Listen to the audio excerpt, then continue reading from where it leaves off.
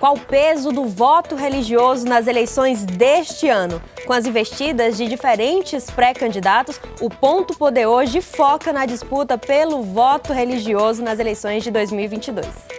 E ainda, ex-prefeitos e ex-deputados cearenses já se movimentam de olho em vagas no poder legislativo. A gente te mostra como estão os bastidores a partir de agora.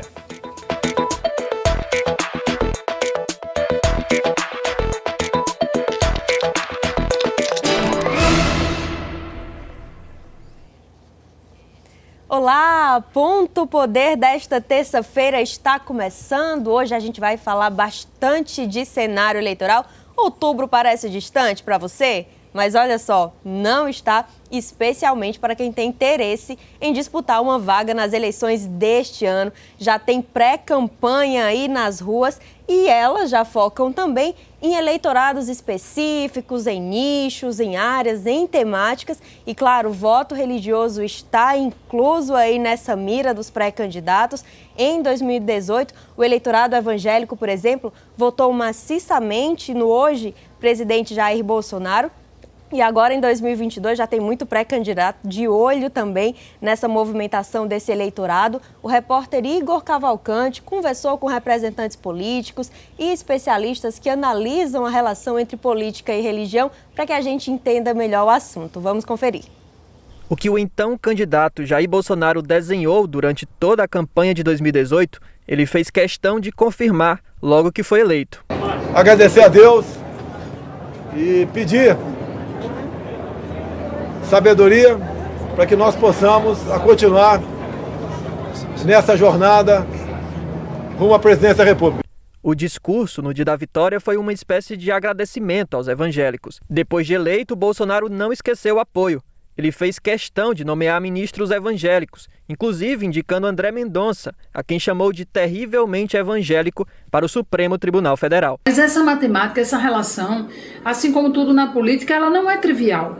Não significa que o fato dele ter recebido majoritariamente desse segmento o voto em 2018, pelas razões do contexto de 2018, que esse mesmo fenômeno se repetirá na mesma proporção, com a mesma pujança em 2022. Uma coisa é você ser representante de um nicho, né, de um determinado segmento da sociedade. Outra coisa é você ser um chefe de um executivo. Esses movimentos em direção ao eleitorado evangélico não são exclusivos do presidente Bolsonaro. Representando 20% da população brasileira, esses grupos religiosos são disputados tanto pela direita quanto pela esquerda. Na corrida presidencial desse ano, por exemplo, eles já foram cortejados pelo ex-presidente Lula e pelos ex-ministros Ciro Gomes e Sérgio Moro. E quando a campanha começar, aí são outros 500. Bolsonaro vai lembrar tudo o que fez para esse segmento, a história do primeiro membro do STF ser evangélico, né? Então, é uma promessa de campanha que ele conseguiu cumprir. Você verá uma mobilização mais aberta das igrejas, espraiando aquilo que os seus líderes hoje já fazem. No Legislativo, a busca pelo voto religioso se repete nas chamadas bancadas da Bíblia. Na história deste país, eu lhe asseguro, não teve nenhum presidente que agradasse tanto ao setor evangélico, que estivesse tão afinado com as nossas bandeiras, com as nossas causas, que valorizasse. Vamos procurar sempre políticos que valorizem a família, políticos que sejam pela pureza das crianças, políticos que sejam contra o aborto, políticos que sejam contra a ideologia de gênero, que combatam as drogas e que haja o respeito à nossa fé cristã.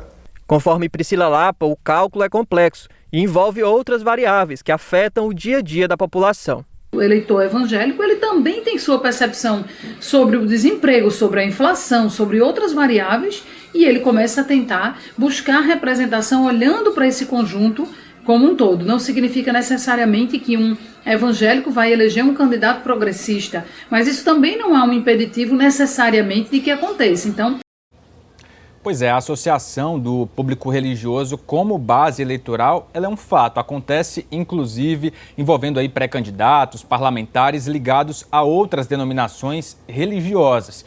O que não significa que esse público é um público homogêneo, um eleitorado homogêneo. A própria cientista política Priscila Lapa, como a gente viu aí na reportagem, ela destaca que são muitos critérios aí em jogo na hora do voto.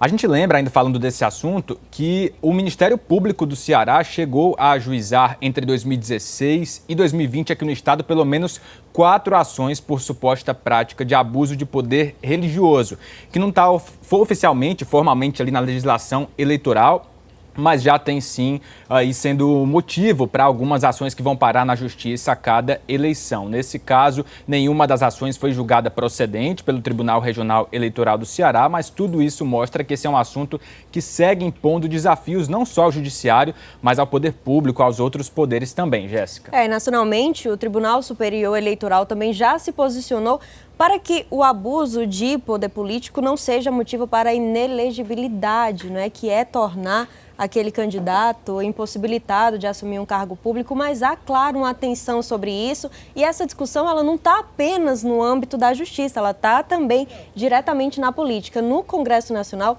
ano passado, em setembro, foi aprovado na Câmara dos Deputados, dentro da reforma do Código Eleitoral, um projeto que prevê que haja uma mudança aí na possibilidade de posicionamento político dos candidatos nos templos religiosos, nas igrejas. Que seria o quê? O candidato poderá ir lá, usar o púlpito, ele poderá apresentar vídeos em que ele mostre as propostas, mostre a trajetória dele.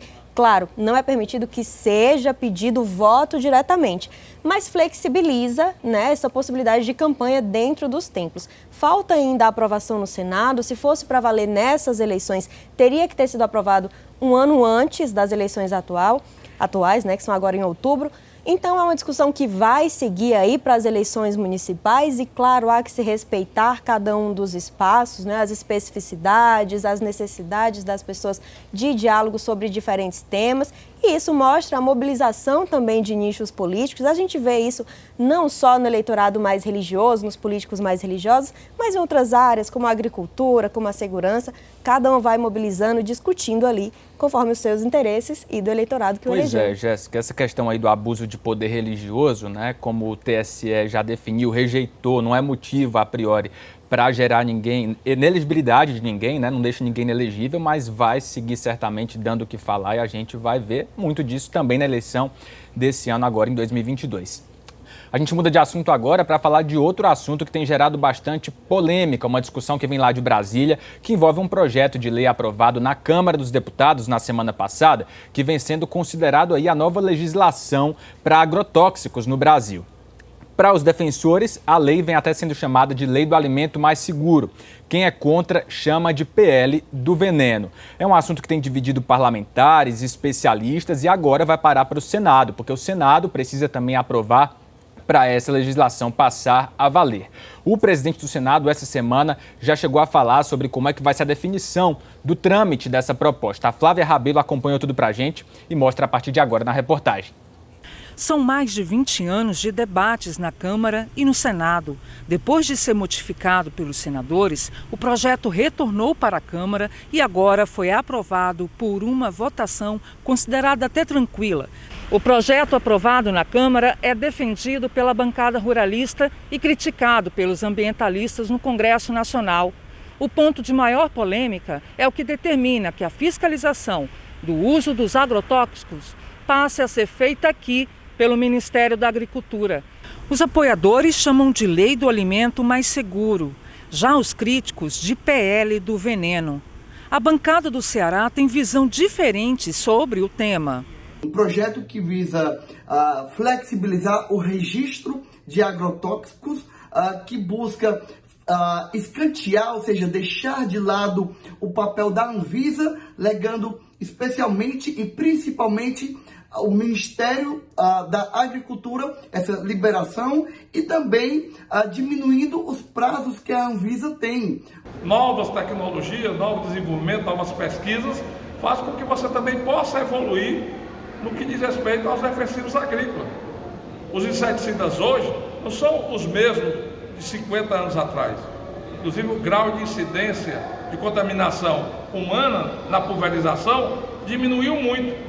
O texto também divide pesquisadores e representantes do agronegócio no país. É um projeto que tem uma lógica que certamente acabará com a morosidade que hoje impera no sistema de registro vigente. Não é razoável que um projeto de pesquisa, uma vez concluído, ele gere um produto que é encaminhado ao poder público para análise e demora de 8 a 10 anos para ter essa análise concluída. A aprovação do projeto de lei 6299 na Câmara dos Deputados causa inúmeras preocupações para a proteção da saúde pública e para a defesa do ambiente no estado do Ceará. Com essa proposta, os agrotóxicos serão chamados de produtos de controle ambiental, o que pode confundir os usuários acerca da sua nocividade. A proposta também cria a figura do registro temporário, quando nós já somos campeões em registro de novas substâncias, muitas delas já banidas no exterior. Há ainda uma desconsideração da posição científica internacional quando ela recomenda a suspensão da autorização desses produtos. E hoje o governador Camilo Santana reuniu a bancada de deputados estaduais no Hospital Universitário, que está em construção, e é aí uma das promessas de grandes entregas nessa reta final do governo Camilo. O repórter Flávio Roveri tem mais informações para a gente. Olá, Flávio. Fala, Jéssica, William, a gente está aqui direto das obras do Hospital Universitário da UES, que sem dúvida é uma das grandes marcas que serão deixadas aí pelo governador Camilo Santana nesse seu segundo mandato.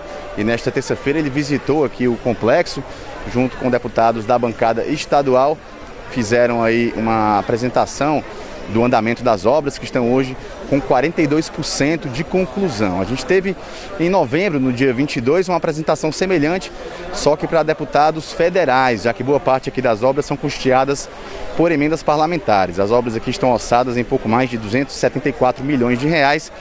Desses, 102 milhões aproximadamente vêm das emendas parlamentares de 17 deputados aliados e também de 2 senadores, o senador Cid Gomes e o senador Tasso Gereissati. Uma obra bem grandiosa que vai se tornar o maior complexo hospitalar do Ceará quando estiver pronta. São 655 leitos de internação, 184 deles só de UTI, todos esses leitos divididos em 3 torres, clínica cirúrgica e materno-infantil. Tem aqui 26 especialidades médicas prontas para funcionar e o hospital deve ser inaugurado aí pelo primeiro trimestre do próximo ano. O governador chegou a prometer no ano passado que iria concluir as obras ainda neste ano, iria tentar terminar as obras ainda no seu mandato, mas ela deve ficar realmente para o sucessor e o hospital deve ser inaugurado aqui no primeiro trimestre do próximo ano. Como é ano de eleição, claro, cada deputado aí aliado quer tirar um pouco aí do mérito para si e aproveitar um pouco também dessa grande obra que será entregue ao povo, Então, ano de eleição, visitas como essa se tornam cada vez mais importantes e relevantes para os deputados para mostrarem aí serviço às suas bases, Então, hoje foi mais um dia, o governador apresentou as obras aqui da UES, que fica aqui pertinho, aqui atrás do campus do Itaperi, para vários deputados da bancada estadual e a gente esteve acompanhando tudo aqui de perto. E claro, no próximo programa a gente deve mostrar mais alguns detalhes dessa visita desta terça-feira. Muito obrigada, Flávio, pelas informações. Vamos agora para o intervalo rápido. Daqui a pouco a gente fala mais de eleição, mostrando como é que estão as movimentações aí de quem está fora do poder e quer voltar aos parlamentos aqui no Ceará. É rapidinho, não sai daí.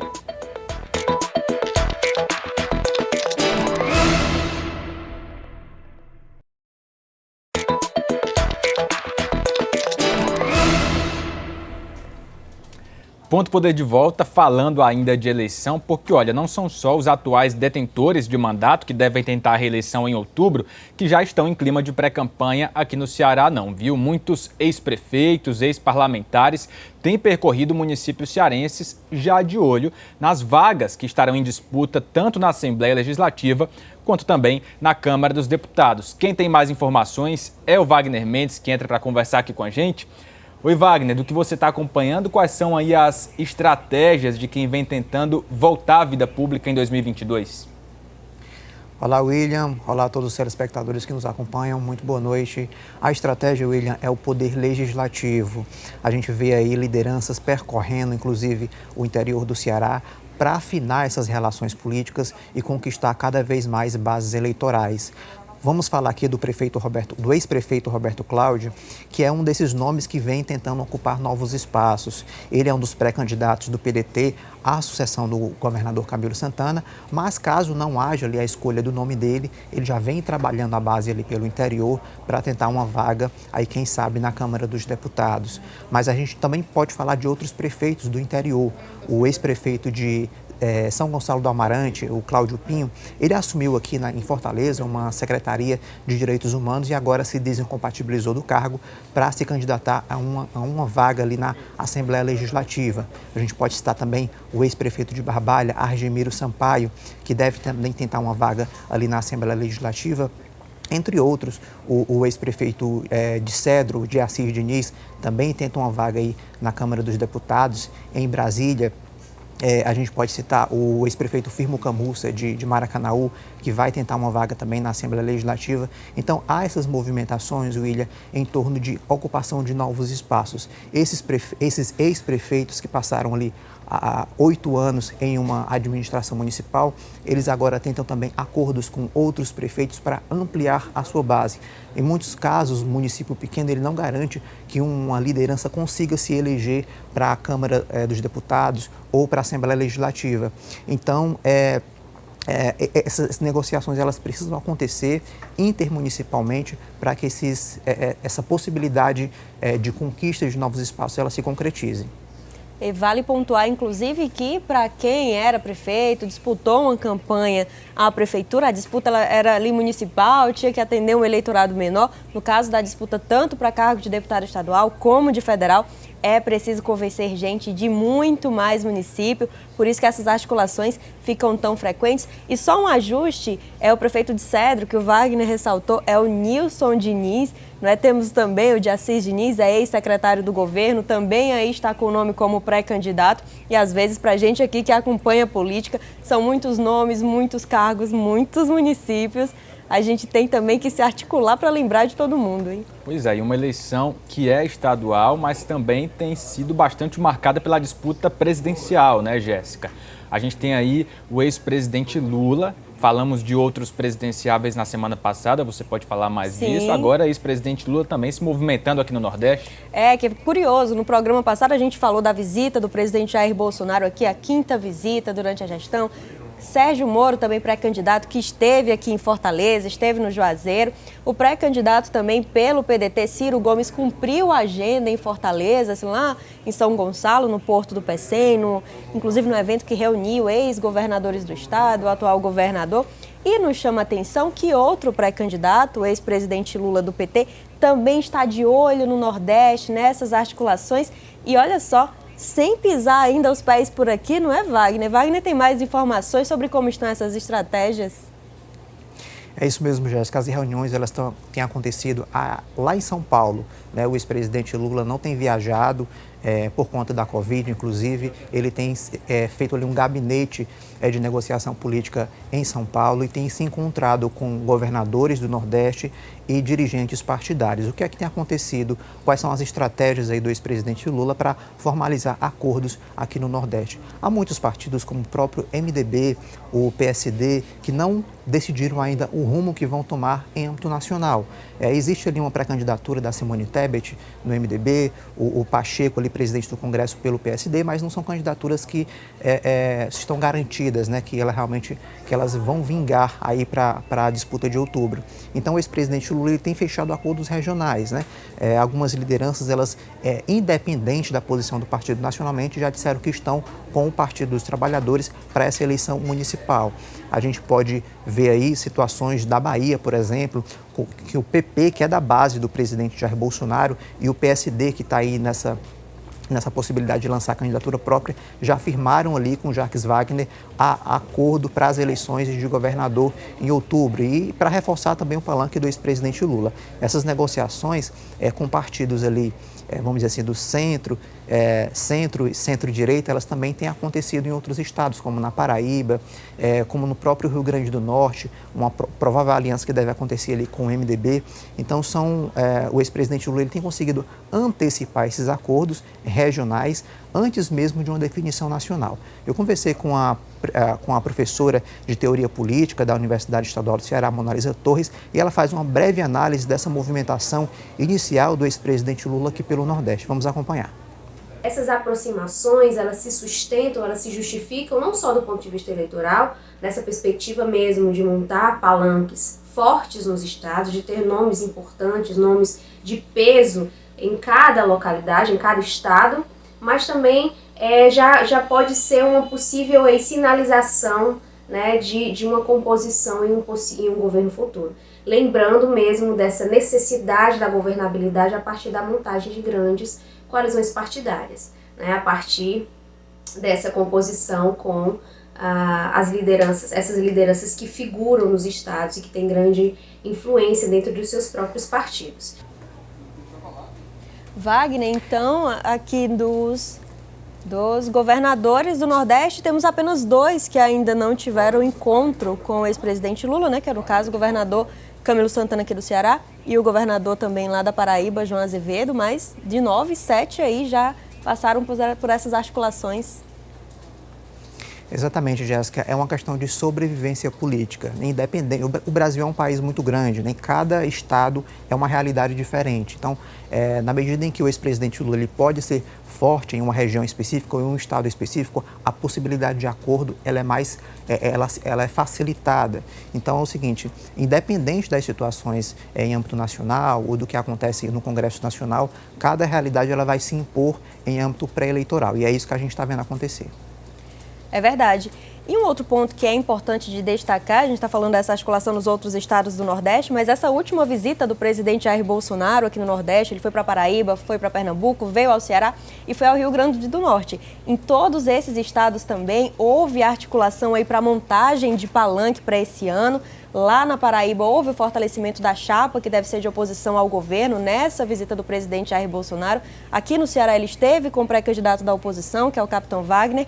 No Rio Grande do Norte e em Pernambuco, o governo federal deve ter 2 ministros que vão deixar os cargos para disputar o cargo do Senado nesses municípios. No caso, Rogério Marinho, do Desenvolvimento Regional, foi confirmado como pré-candidato pelo Rio Grande do Norte e Gilson Machado, que é o ministro do Turismo, deve ser candidato ao Senado lá em Pernambuco. Então também essas agendas de ações do governo, elas passam em 2022 certamente por essas articulações eleitorais. E é um movimento que a gente está vendo outros pré-candidatos também fazerem na região, né? O próprio Moro esteve em outros estados além do Ceará na semana passada. Moro que inclusive deve ter aí palanque dividido em alguns locais com aliados também do presidente Jair Bolsonaro. Wagner, muito obrigado pela participação. Sempre às ordens, nós aqui também para ouvirmos as suas análises e as apurações aí de bastidores. Até a próxima. Até a próxima. E olha, um outro assunto que também tem sido pauta lá em Brasília, é um assunto que interessa a muita gente, mexe no bolso do consumidor. O Congresso está parecendo aí estar disposto a votar propostas que tratam de baixar o preço dos combustíveis. O Senado deve votar nessa semana 2 propostas relacionadas ao tema. O presidente da Casa, Rodrigo Pacheco, pautou para quarta-feira 2 projetos de lei. O PL complementar, que já foi aprovado na Câmara em outubro passado, e o projeto que é defendido pelos governadores por não mudar o ICMS. Um incide sobre os combustíveis. A ideia é que o valor do imposto seja calculado pelos estados com base no preço médio do combustível nos 2 últimos anos, quando estava mais barato. Já o segundo projeto prevê a criação de um fundo de estabilização para conter o aumento de preço. Assim, se a variação do preço dos combustíveis estiver elevada, os recursos desse fundo serviriam então para garantir aí a manutenção dos valores dentro de uma margem aceitável. O presidente do Senado, Rodrigo Pacheco, falou em coletiva sobre esse assunto. Nós vamos acompanhar o que ele disse. Há uma disposição do governo federal e uma disposição do Senado também, tenho certeza que é da Câmara, de reduzir o impacto da tributação federal, sobretudo sobre o óleo diesel e gás de cozinha. Então isso seria uma segunda frente também capaz de fazer a redução do preço dos combustíveis. E um terceiro, que é essa ideia da conta de equalização, uma conta de equilíbrio, para que em momentos críticos de elevada alta se pudesse ter instrumentos, o Poder Executivo ter instrumentos, podendo usá-los ou não. Vamos agora de charge. Tiagão, sempre de olho nos assuntos aqui do Ponto Poder. Vamos ver o que é que tem no programa de hoje.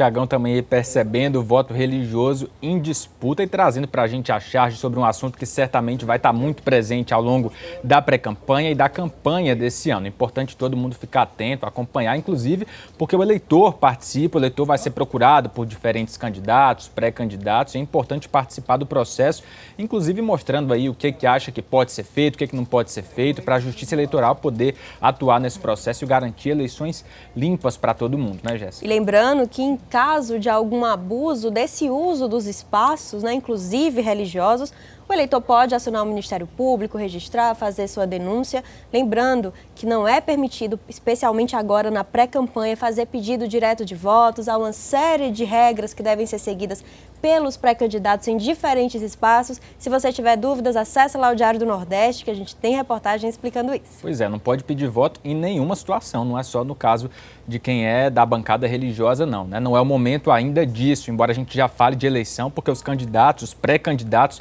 já respiram isso desde já. O programa de hoje vai ficando por aqui. A gente volta a se encontrar na próxima terça-feira, nesse mesmo horário, aqui na TV Diário. Você já sabe, para continuar acompanhando a política cearense, claro, o que acontece na política nacional e também vai afetar a gente por aqui, é só ir lá no site do Diário do Nordeste, diariodonordeste.com.br. Muito obrigado pela sua companhia e até a próxima. E acompanhe o Ponto Poder também lá no canal do YouTube, esse programa, os outros programas. E é sempre um prazer ter a sua companhia. Até a próxima semana. Até lá.